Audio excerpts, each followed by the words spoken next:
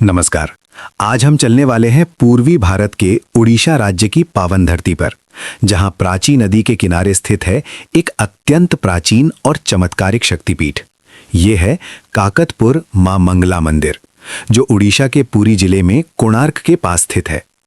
उड़ीसा की पवित्र भूमि जगन्नाथपुरी और सूर्य मंदिर कोणार्क के लिए विख्यात है, लेकिन बहुत कम लोग जानते हैं कि यहीं पास में देवी शक्ति का एक अद्भुत केंद्र भी विराजमान है। माना जाता है कि ये वही स्थल है जहां माता सती का मुकुट गिरा था। मुकुट को संस्कृत में किरीट कहते हैं, इसलिए कुछ ग्रंथों में इसे किरीटेश्वरी शक्तिपीठ के नाम से भी वर्णित किया गया है। यहाँ की अधिष्ठात्री देवी को विमला देवी के रूप में जाना जाता है, जिन्हें स्थानीय भक्त मां मंगला कहते हैं। इस शक्तिपीठ के संरक्षक भैरव को संवर्त भैरव के नाम से जाना जाता है। मंगला शब्द का अर्थ है मंगलकारी या शुभ करने वाली। देवी मंगला को शांति, शक्ति, सुख, प्रेम, पवित्रता, ज्ञान और सत्य जैसे सद्गुणों की प्रतिमूर्ति माना जाता है। कहा जाता है कि मां मंगला की कृपा जिस पर हो जाए, उसके जीवन में सुख समृद्धि स्वयं आने लगती है।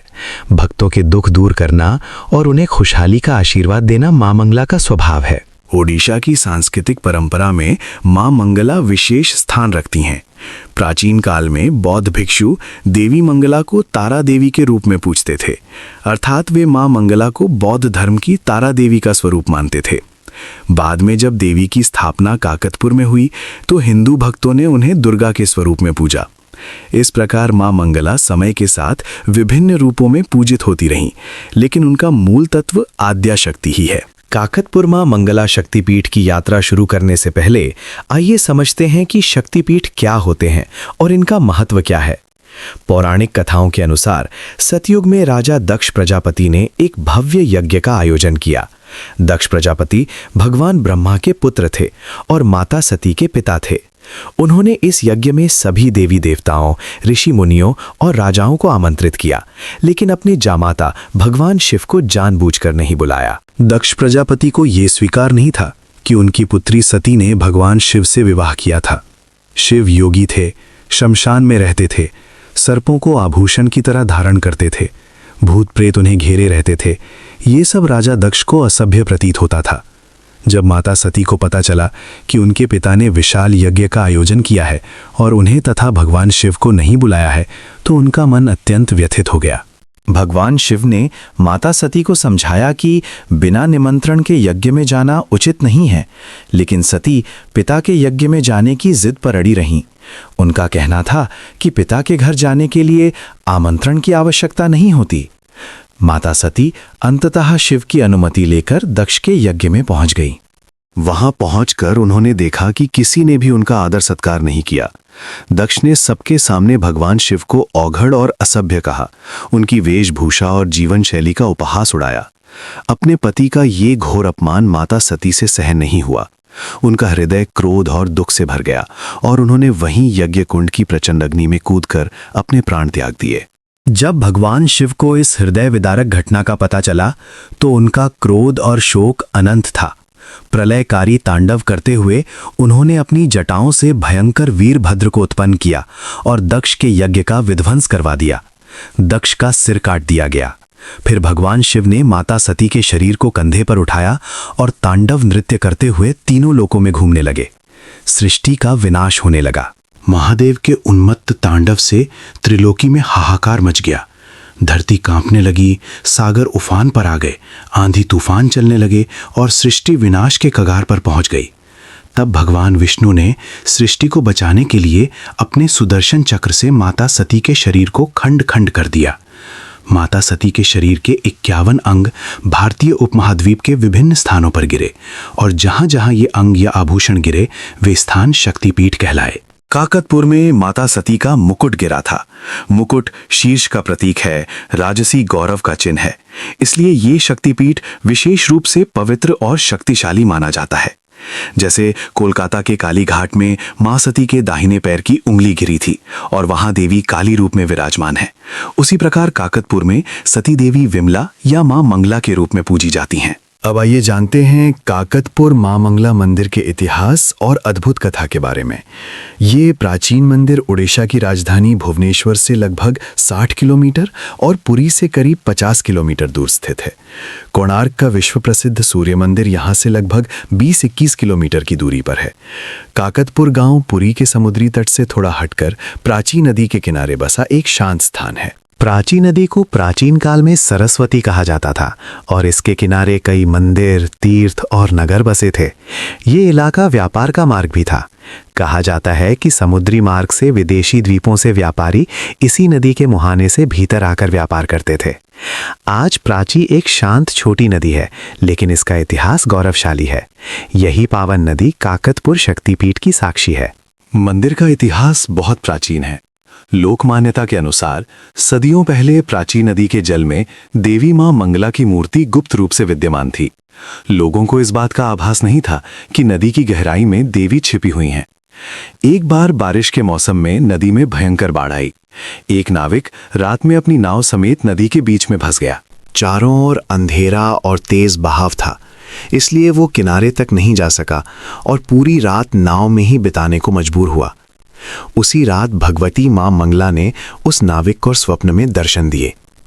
मां ने उससे कहा कि मैं तुम्हारी नाव के ठीक नीचे गहराई में जल के भीतर हूं। सुबह होते ही बिना भय मेरे विग्रह को नदी से निकालो और पास के गांव में स्थापित करो। नाविक की नींद खुली तो वो चकित था। भोर का उजाला होते ही उसने हिम्मत जुटाकर नदी में गोता लगाया। हैरत की बात, तेज बहाव के बावजूद कुछ ही देर में उसे नदी के तल में देवी की मूर्ति मिल गई। मां की कृपा से नाविक मूर्ति को सुरक्षित बाहर निकाल लाया और मां के निर्देश अनुसार उसने निकटवर्ती गांव मंगलापुर में देवी की स्थापना कर दी। कहते हैं कि जिस स्थान से मूर्ति निकाली गई थी, वहां तत्काल बाद एक कौवा आकर नदी में उसी जगह गोता लगाकर भीतर चला गया। सब लोग प्रतीक्षा करते रहे, लेकिन वो कौवा फिर पानी से बाहर नहीं निकला, मानो किसी अदृश्य शक्ति ने उसे रोके रखा हो। उड़िया भाषा में कौवे को काका कहते हैं और अटक गया को अटको कहते हैं। इस घटना के बाद गांव वालों ने इस स्थान का नाम काकतपुर रख दिया। मां का नाम भी श्रद्धापूर्वक काकतपुर मां मंगला प्रसिद्ध हो गया। इस कथा से पता चलता है कि मां स्वयं यहां प्रकट हुई और अपने भक्तों को दर्शन दिए। ऐसी मान्यता है कि मां मंगला पहले जल के भीतर छिपकर क्षेत्र की रक्षा कर रही थीं।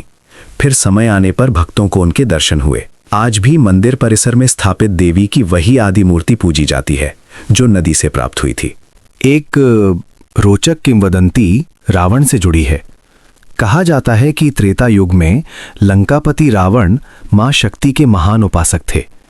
रावण ने शिव की भांति आदिशक्ति की भी घोर तपस्या की थी। लोक कथाओं में माना जाता है कि रावण मां मंगला को तारा देवी के रूप में साधना करते थे और उन्हीं की कृपा से उन्होंने अत्यंत शक्ति प्राप्त की। जब भगवान श्री राम ने रावण का वध किया, तब रावण की आराध्या शक्ति की मूर्ति लंका में रह गई। कहते हैं कि विजय के बाद श्री राम के अनुयायियों में से एक साधु उस देवी विग्रह को लंका से उड़ीसा ले आए। उस समय उड़ीसा के समुद्री व्यापार का रास्ता इन्हीं नदी नालों से होकर गुजरता था। ऐसी मान्यता है कि वो साधु मां को प्राची नदी के मार्ग से इसी क्षेत्र में लेकर आए और प्रतिष्ठित किया। मंदिर का निर्माण लगभग 500 वर्ष पहले करवाया गया। स्थानीय जमींदार पंचानन मित्र राय चूड़ामणि ने सन 1548 में यहाँ एक भव्य मंदिर बनवाया। कहा जाता है कि मां की मूर्ति मिलने के बाद शुरुआती वर्षों में एक छोटे मंदिर या मंच पर पूजा होती रही, किंतु बाद में पक्के मंदिर का निर्माण हुआ। तब से लेकर आज तक मां मंगला की पूजा अर्चना निरंतर चलती आ रही है। ये मंदिर ओडिशा की प्राचीन कलिंगी स्थापत्य शैली में बना है, जिसमें विमान यानी मुख्य शिखर तथा जगमोहन यानी मंडप होते हैं। मंदिर की बनावट ओडिशा के पारंपरिक मंदिरों जैसी है। मुख्य शिखर ऊंचा तथा कलश युक्त है, जिस पर सुंदर कलाकृतियां उकेरी गई हैं। शिखर के शीर्ष पर कलश और त्रिशूल स्थापित है। मंदिर के प्रवेश द्वार पर सिंह द्वार है, जहां दोनों ओर सिंह की मूर्तियां पहरेदार की तरह है, क्योंकि सिंह देवी का वाहन माना जाता है। अंदर गर्भगृह में मां मंगला की मूर्ति विराजमान है, जो उड़ीसी शिल्पकला के अनुसार बनी है। देवी को सुंदर वस्त्र और आभूषण पहनाए जाते हैं। विशेष अवसरों पर उनका श्रृंगार बदलता है, जैसे मुखा चंदन बेसा नामक श्रृंगार, जिसमें चंदन से उनके मुख पर विशिष्ट अलंकरण किया जाता है। मंदिर की सबसे अनोखी और विलक्षण विशेषता है गर्भगृह के पास रखा पत्थर का पलंग। ये पत्थर का बना हुआ बिस्तर इस मान्यता से जुड़ा है कि मां मंगला रात में पूरे ब्रह्मांड का भ्रमण करने के बाद इसी पलंग पर आकर विश्राम करती हैं। मानो मां संपूर्ण सृष्टि की परिक्रमा करके थक जाती हैं और यहां आकर सोती हैं। आश्चर्य की बात यह है कि वो पत्थर का पलंग सदियों पुराना होते हुए भी इस तरह घिसा हुआ दिखाई देता है जैसे उस पर नियमित रूप से कोई लेटता रहा हो। भक्त इसे मां की दिव्य उपस्थिति का प्रमाण मानते हैं। मंदिर के पुजारी इस पलंग को रोज साफ करते हैं और उस पर वस्त्र बिछाते हैं, प्रतीक रूप में मां के आराम के लिए। ये दृश्य देखना बड़ा आध्यात्मिक अनुभव देता है। काकतपुर मां मंगला मंदिर की सबसे विशेष बात है इसका जगन्नाथपुरी के मंदिर से गहरा संबंध। जगन्नाथपुरी दुनिया भर में प्रसिद्ध तीर्थ है, जहां भगवान विष्णु जगन्नाथ स्वरूप में विराजते हैं। वहां की मूर्तियां लकड़ी की बनी होती हैं, जिनका हर 12 से 19 वर्ष में एक बार नवीनीकरण होता है, जिसे नवकलेवर कहते हैं।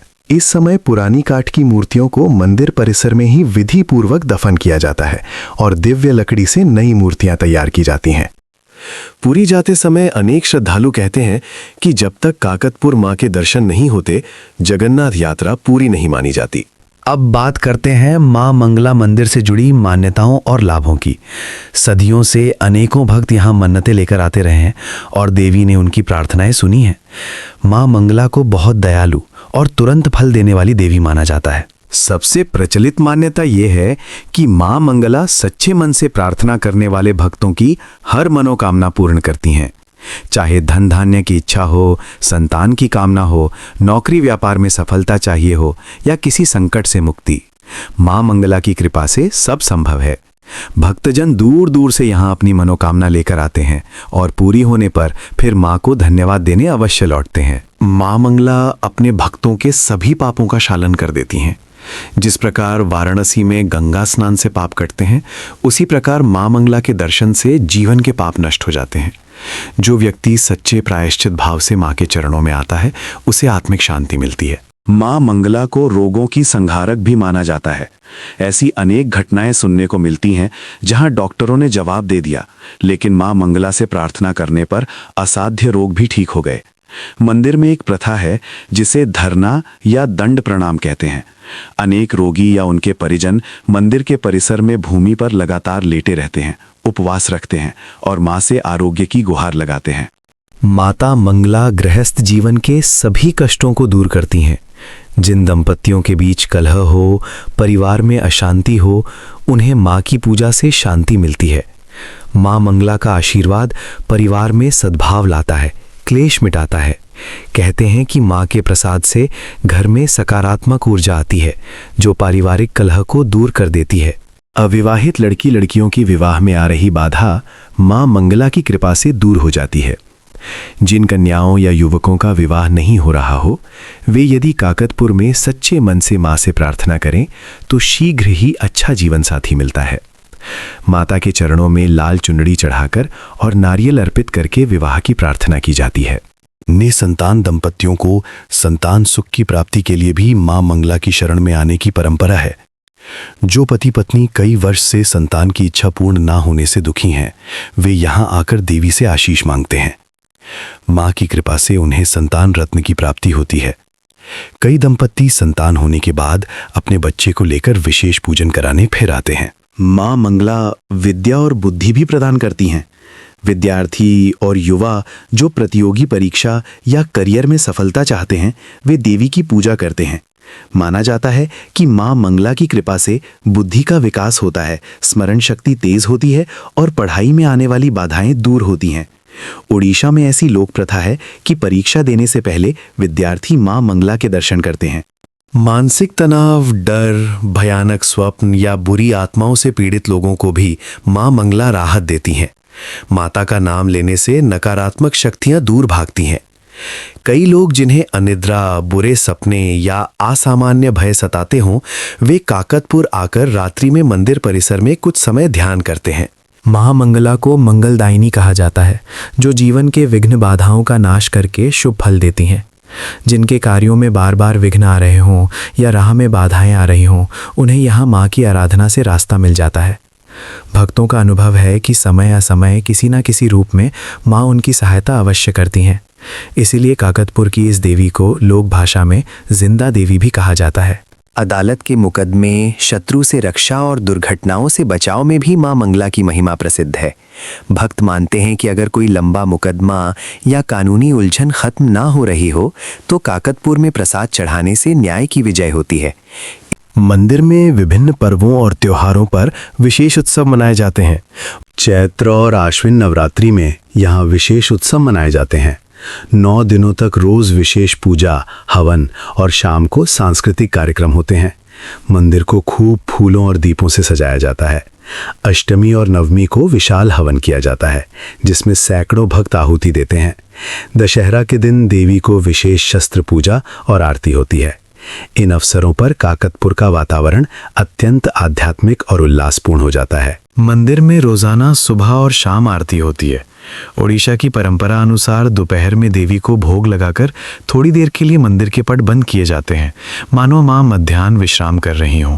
भोग में चावल, दाल और सब्जी से बना प्रसाद चढ़ाया जाता है, जो शाम को संध्या आरती के बाद भक्तों में बांट दिया जाता है। कहा जाता है कि ये प्रसाद ग्रहण करने से तन मन पवित्र होता है। मां मंगला को लाल रंग बहुत प्रिय माना जाता है। भक्त लाल फूलों की माला, लाल चुनरी या साड़ी मां को अर्पित करते हैं। नारियल एक मुख्य प्रसाद है, जिसे मंदिर प्रांगण में ही पत्थर पर फोड़कर चढ़ाया जाता है। माना जाता है कि नारियल फोड़ने से अहंकार और बाधाएं भी टूट जाती हैं। देवी को मनौती पूरी होने पर नारियल या मीठा भोग चढ़ाने का रिवाज प्रचलित है। काकतपुर मां मंगला को कई नामों से पुकारा जाता है। उन्हें सर्वमंगला भी कहते हैं, जिसका अर्थ है सर्वमंगलदायिनी, यानी सबका भला करने वाली माता। एक और नाम है बाटा मंगला, क्योंकि ओडिशा में बाटा का अर्थ होता है सड़क या रास्ता। ओडिशा में देवी शक्ति की उपासना के कई प्राचीन केंद्र हैं, जैसे गंजाम जिले में तारा तारिणी शक्तिपीठ और पुरी स्थित विमला देवी। काकतपुर मां मंगला उन प्रमुख शक्तिपीठों में गिनी जाती हैं। कुछ लोग काकतपुर को विख्यात 51 शक्तिपीठों में शामिल मानते हैं, तो कुछ इसे स्थानीय शक्तिपीठ मानते हैं। लेकिन ओडिशा के जनमानस में मां मंगला का महत्व किसी भी बड़े शक्तिपीठ से कम नहीं है। अब बात करते हैं मंदिर के रोचक तथ्यों की। पहला रोचक तथ्य ये है कि जगन्नाथपुरी के नवकलेवर से इस मंदिर का गहरा संबंध है। ये शायद दुनिया का इकलौता ऐसा शक्तिपीठ है जिसका सीधा संबंध भगवान जगन्नाथ की परंपरा से जुड़ा है। दूसरा रोचक तथ्य है मां मंगला का पत्थर का बिछौना। देखने में ये एक साधारण चौकोर पत्थर की शिला है, मगर सदियों की कथाओं ने इसे असाधारण बना दिया है। इसमें स्पष्ट घिसाव है, जो यूं लगता है मानो कोई उस पर नियमित सोता रहा हो। तीसरा रोचक तथ्य है काकतपुर नाम की उत्पत्ति। काकतपुर नाम 2 उड़िया शब्दों के मेल से बना, काका यानी कौवा और अटका यानी फंस जाना। वो काला कौवा जो नदी में गोता लगाने के बाद वापस नहीं आया, उसी घटना को अमर करने के लिए गांव का नाम काकतपुर पड़ गया। चौथा रोचक तथ्य है देवी मंगला और तारा का संबंध। बौद्ध भिक्षु मां मंगला को तारा देवी का रूप मानते थे। तारा देवी बौद्ध वज्रयान परंपरा में मुक्तिदायिनी देवी हैं। काकतपुर में मां मंगला की पूजा में कुछ विशेषताएं ऐसी हैं जो बौद्ध प्रभाव दिखाती हैं। ये सांस्कृतिक समन्वय का उदाहरण है कि एक ही देवी को हिंदू दुर्गा और बौद्ध तारा दोनों रूपों में स्वीकारा गया। पांचवा रोचक तथ्य है भक्तों का जगन्नाथ यात्रा में आगमन। बहुत से श्रद्धालु जब पुरी जगन्नाथ के दर्शन करने आते हैं तो वे पास में स्थित काकतपुर मां मंगला के दर्शन करना नहीं भूलते। लोक में कहा जाता है, जगन्नाथ दर्शन अधूरे जब तक मंगला मां ना पुरे। काकतपुर मां मंगला मंदिर पहुंचना अत्यंत सुविधाजनक है। निकटतम बड़ा शहर पुरी है, जो लगभग 50 से 55 किलोमीटर दूर है। उड़ीसा की राजधानी भुवनेश्वर भी करीब 60 किलोमीटर की दूरी पर है।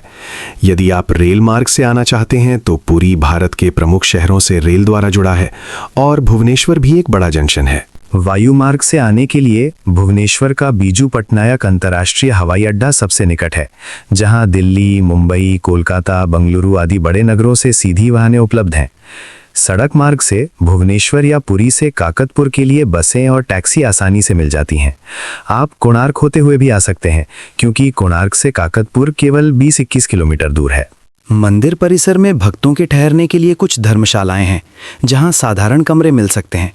बेहतर होगा कि आप पुरी में होटल लेकर वहीं से आधे दिन की यात्रा कर यहाँ आएं। मंदिर सामान्यतः सुबह 9:30 बजे भक्तों के लिए खुलता है और दोपहर 1:30 बजे तक दर्शन होते हैं। दोपहर 1:30 से 4:30 बजे तक माता को भोग लगाकर विश्राम दिया जाता है। फिर शाम 4:30 बजे से रात 7:30-8 बजे तक मंदिर खुला रहता है। विशेष पर्वों पर देर रात तक भी दर्शन जारी रहते हैं। तो आइए मां मंगला के इस पावन धाम की यात्रा करें, मां के चरणों में बैठें और उनसे हृदय से प्रार्थना करें। धन्यवाद इस वीडियो को देखने के लिए। हम सिडनी, ऑस्ट्रेलिया में मां काली का मंदिर बना रहे हैं। ये सिर्फ एक इमारत नहीं, बल्कि मां की शक्ति और भक्ति का जागृत केंद्र होगा। अगर आप भी इस दिव्य प्रयास का हिस्सा बनना चाहते हैं, तो कृपया हमारी वेबसाइट पर जाएं और अपना सहयोग दें। आपका छोटा सा योगदान मां आद्या काली के इस पवित्र मिशन को साकार करने में मदद करेगा। जय मां काली।